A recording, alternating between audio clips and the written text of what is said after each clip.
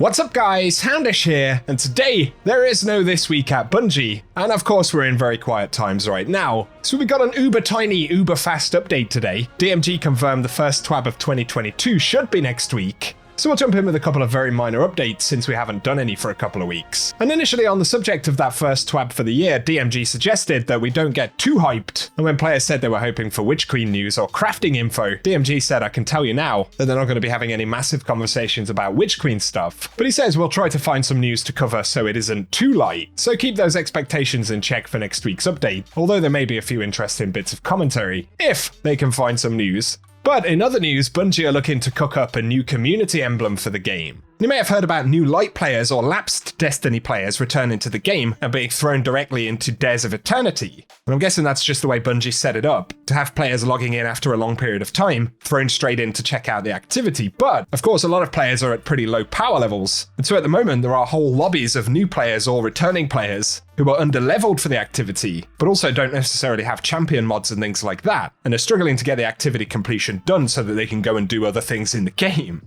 And so some players have been leveling themselves down and actually jumping into Days of Eternity to help players. And DMG said some have called this Operation Save the New Lights, and while the issue impacts some new players, it's also hitting some players who've taken lengthy breaks from Destiny 2 and are at low power. So he says we've got some fixes in the pipe, but not for this week. However, on the community side, we're looking to spin up a little emblem to earn. It won't be overly restrictive in how it's handed out, but it'll be an opportunity to give thanks to those who lend a hand, and also apologize to those who've been caught in the crossfire. So kind of an interesting situation, but Bungie are working on an exclusive emblem to kind of commemorate this bizarre event. And of course, the prerequisite, if any, will be to play Days of Eternity, potentially at a low power level. So if you feel like lowering your power level to around 1100, definitely go and help some new light players get a completion in Days of Eternity. And at some point in the future, Bungie should be showing off an emblem that we'll be able to get as a reward for it. Next couple of things I wanted to mention right here, and there've been quite a few reports of crashes inside of Gambit. So DMG said the team is digging hard on this one, we're shaking off the ice and getting warmed back up from the winter break, but hope to address the crashes as soon as possible. So obviously Bungie are aware of some kind of problem there, and it's one that they're going to get to work on updating soon.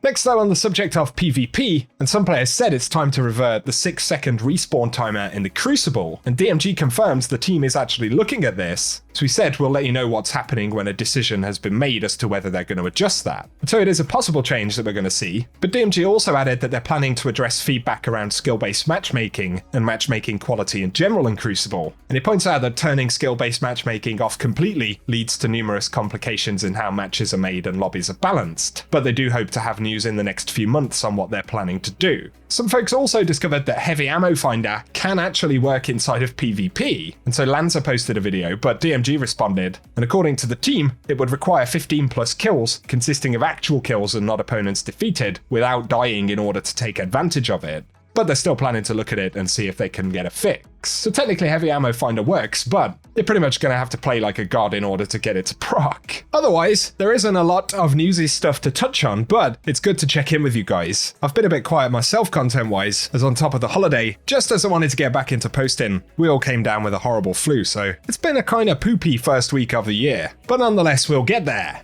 And as always, I hope you guys are doing well.